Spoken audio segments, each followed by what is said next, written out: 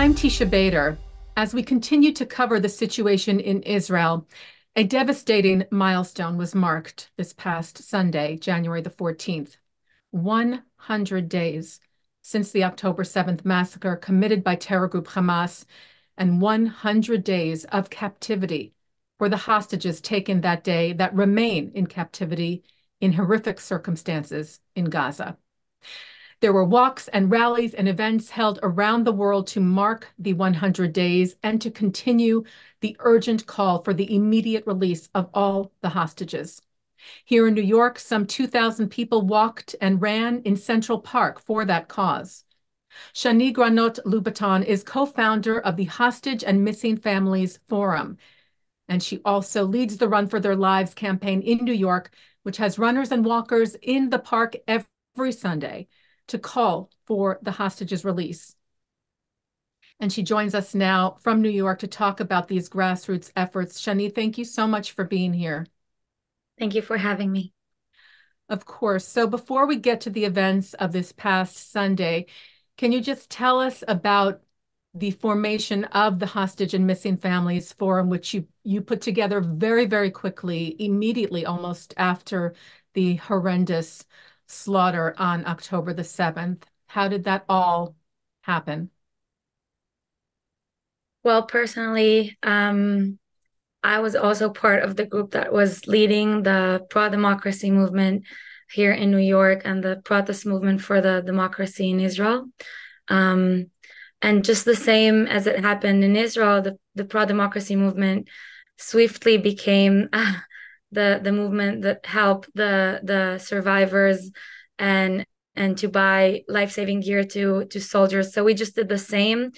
It was 11:30 at night on October 6th here in New York when we started getting from our friends and families in the South the news that this is what was going on.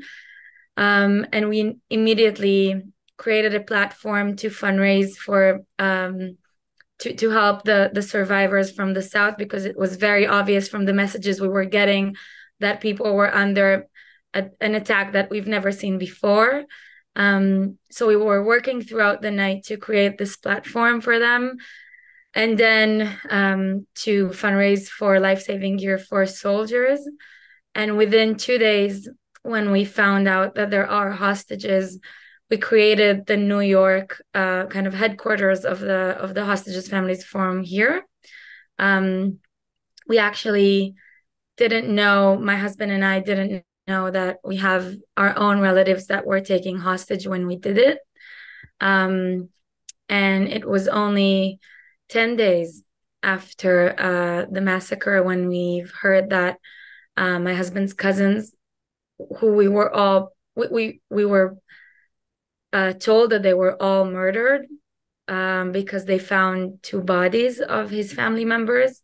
And the house was totally burned down. So everybody thought that no one was left alive. But after 10 days, the IDF told the family that there are signs that Omer, my husband's cousin, Chen Goldstein Almog, and her three children, Tal, Agam, and Gal, were taken as hostage, while the oldest daughter, Yam, and the father, Nadav, were murdered. So we knew that there are four family members that were alive in Gaza. And we were already working on the Hostages Families Forum here in New York when we found out about it. So we didn't even know that we have personal relationship before that. You know, there are no words for what happened that day, and there are no words that I can convey to you, but please know that we offer you our deepest condolences for your personal losses. It's unimaginable, and I'm so sorry. We were actually lucky that I mean, as crazy as it sounds, right? But we were lucky enough that Chen and the three young children were released on the deal that we had 50 days ago. And after 53 days in captivity, they were released to find out that the father and the eldest daughter were murdered, and we're not waiting for them. Unimaginable. Can I ask you how they're doing? Well, Chen, Omar's cousin, became a bereaved mother, a homeless person, a hostage, and she lost her husband all in the very same day. So even when she was released, I think the only thing, I mean, they could have stopped fighting for their own lives and fight to survive in captivity. But now there's so much lost and so much to grieve for and to try to kind of build their lives again after losing so much, and so many community members from Kibbutz Kfar Aza, where they're from, are still in captivity. Chen and Agam is the daughter that was in captivity with her. She's 17 years old. So both of them were talking a lot with other young women that are still in captivity. They were stayed with them. They met them in part of the time before they were released, and they were told how much these women are going through sexual abuse. And they shared how it's nothing that happened only on October 7th. It's something that they're going through in captivity as we speak every day. And for them to be released and to know what is going on there and what they've left behind and who they left behind, is unbearable. And from the very moment they were released, they're fighting for the ones that were left behind. And they're going to all the protests and they're interviewing and they're doing everything they can to push for a new deal and to release all 136 remain hostages in Gaza. That's incredible because the trauma they have been through is unimaginable. I know I keep using that word, but that's the only word I have to describe these things. The personal trauma, what they went through, as you mentioned, your cousin lost her husband and her oldest daughter. Her remaining children lost their sister and their father. It is, one loss like this is devastating. I cannot imagine the scope of what they're going through. And to choose, because it is a choice to have the strength to say, I'm going to keep fighting. And I'm not going to forget what I just experienced. I'm going to do whatever I can to help those who are still being held is really remarkable. And, I just wish them all the best because what they experienced will take many, many, many, a long time to process and hopefully someday heal. But just commend them for what they're doing right now. It's unbelievable. Yeah, we're getting a lot of inspiration and strength for them. Crazy it is to say. They give us strength because they went through so much and they're not stopping to fight. So we don't get the privilege to stop either.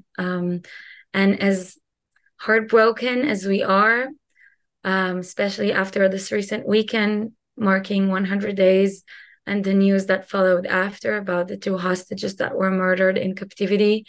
We met Yossi Sharabi, who was murdered. We met his daughters and his nieces. They were here in New York in a delegation 3 weeks ago. We're very close with them. So it's a very personal loss this time. But yeah, we simply we can't stop, right? Because nobody that came back stops. They're all fighting. Even we see the children, they're fighting. We had Hila Rotem Shoshani, 13-year-old young child. She's so, I want to say naive. Of course she's not, but because everything she's went through, but she's such a child She's a still. child, 13. And exactly. And she's not even a teenager yet. And then she came here all the way after being released from 50 days in captivity, just to make the world hear what she went through and how important it is to save all these lives that we left behind. So we see her, we see Chen and Agam and all the hostages that were released, and we know that we can't stop. So she was present at the walk in Central Park on Sunday, and I was there. This was the first such event that I was able to get to, and I'm so grateful that you organized this because I just found out about it recently, and I was able to get there on Sunday, and it was a privilege to be part of what you're doing. Seriously. Thank you. So she came, Hila, as you mentioned, she's 13, and there were other family members of hostages who flew to New York specifically for this weekend, marking the 100 days to be there for these events.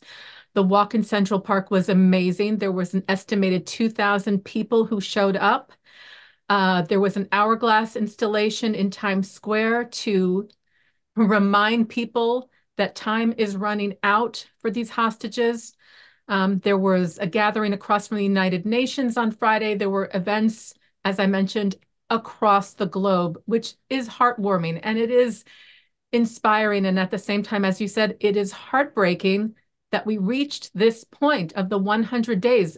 Who could have imagined that on October the 7th, even that this would still be, it is an ongoing nightmare. Frankly, I couldn't believe I've been working on civil society campaigning for years now in Israel. We came here to New York just a bit more than a year because my husband is doing his master's here in Colombia.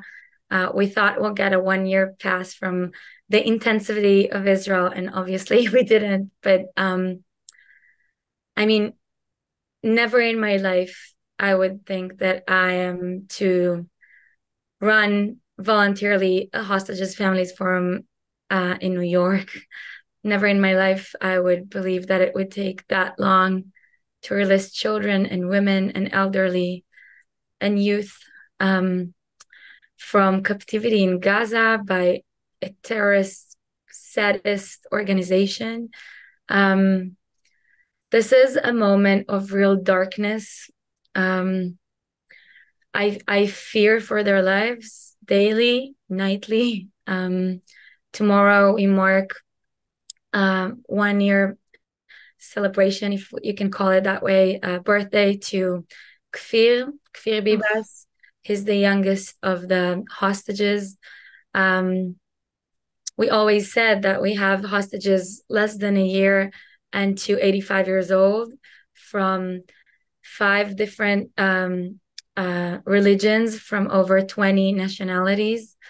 And the fact that Kfir is reaching 1 year old tomorrow, going through a quarter of his life in captivity, is just unimaginable.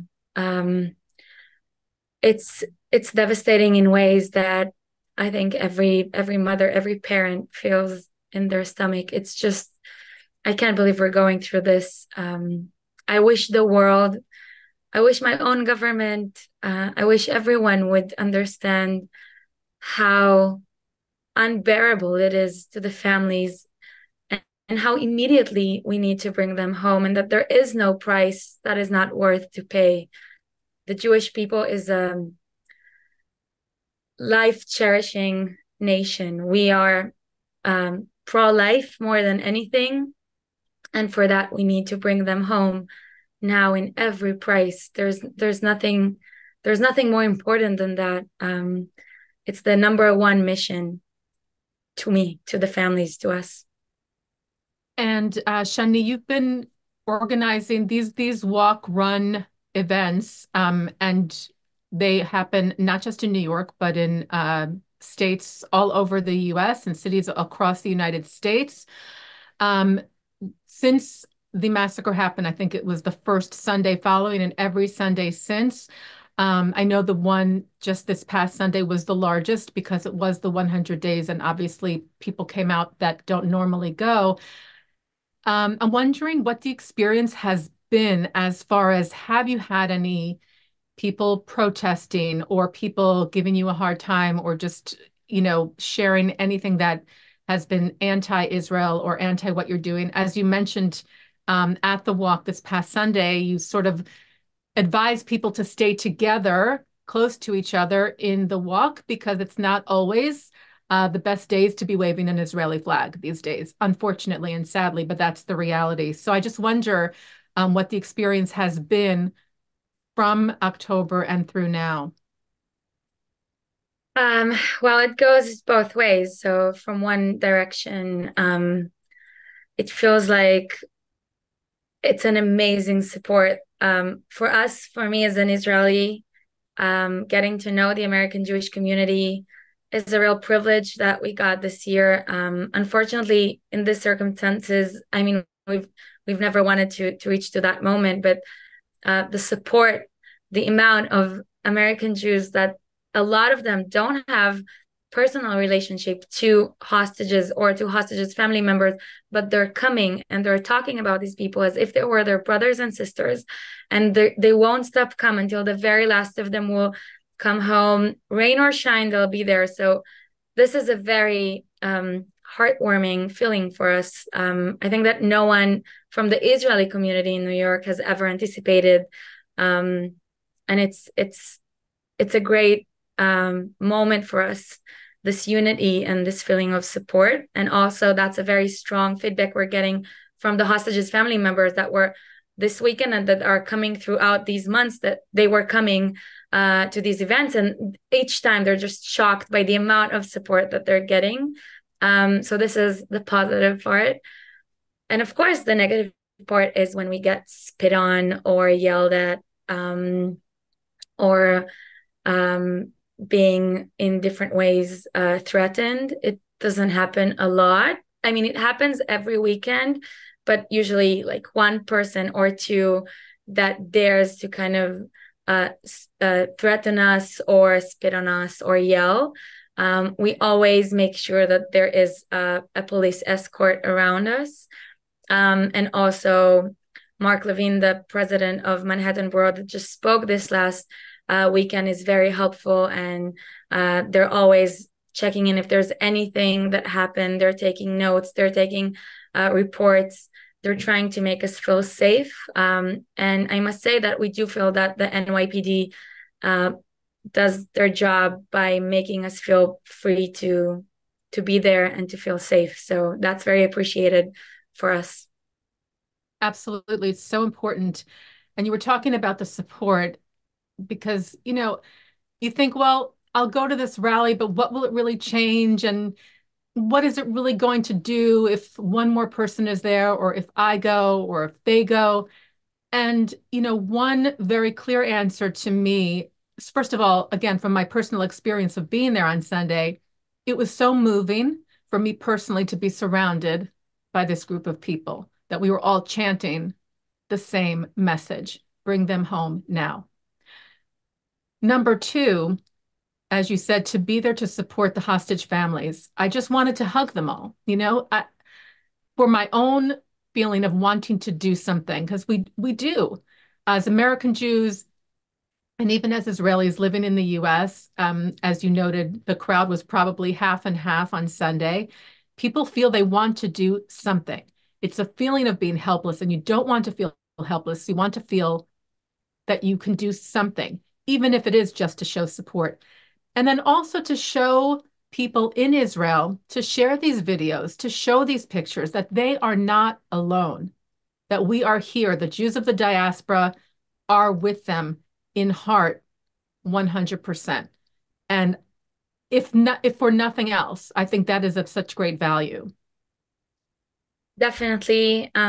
First of all, I think many people don't know, but there are many, many hostage family members that live in New York, that are American Israelis or Israeli Americans that live here.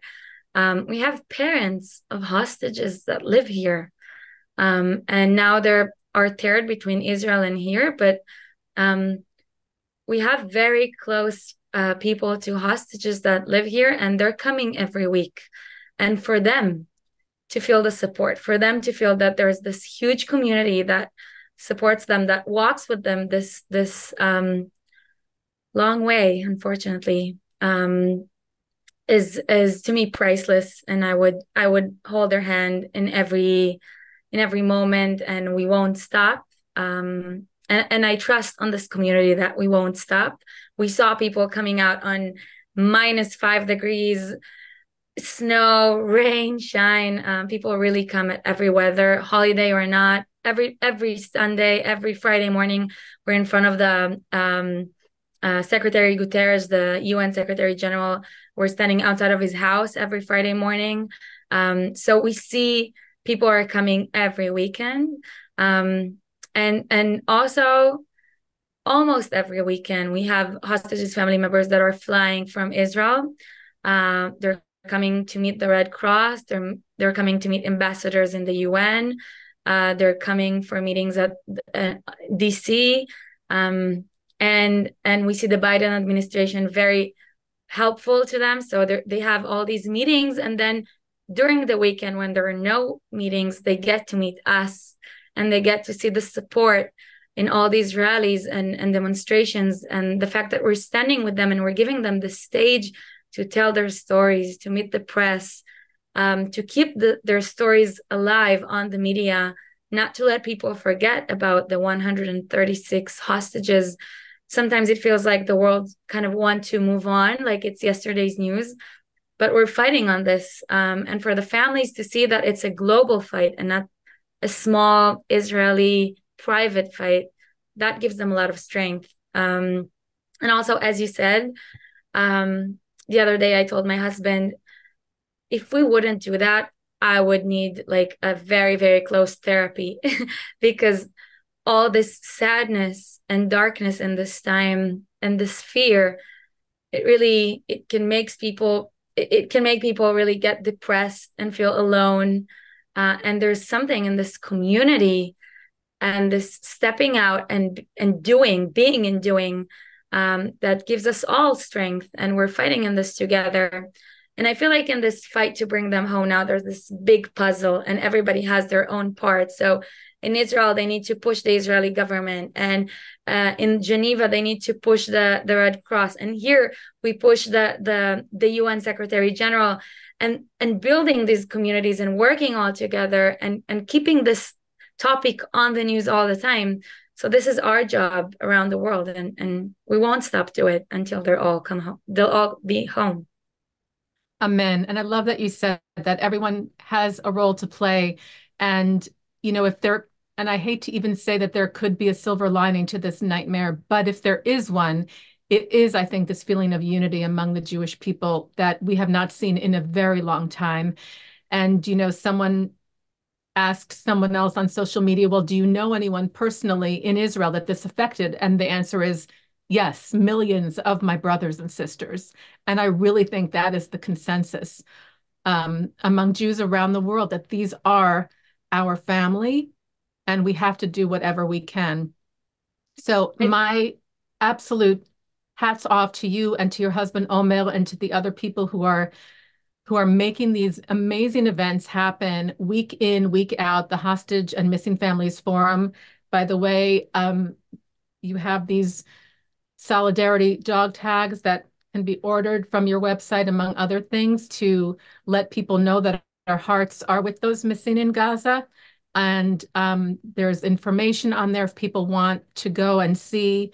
And I just, applaud you for getting up every morning and for doing this, because as you said, it's not an easy battle, and it really is so meaningful to so many.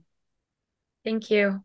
I think I just want to add that this unity that you were talking about is so strong. On Friday morning, we had this demonstration outside of the UN.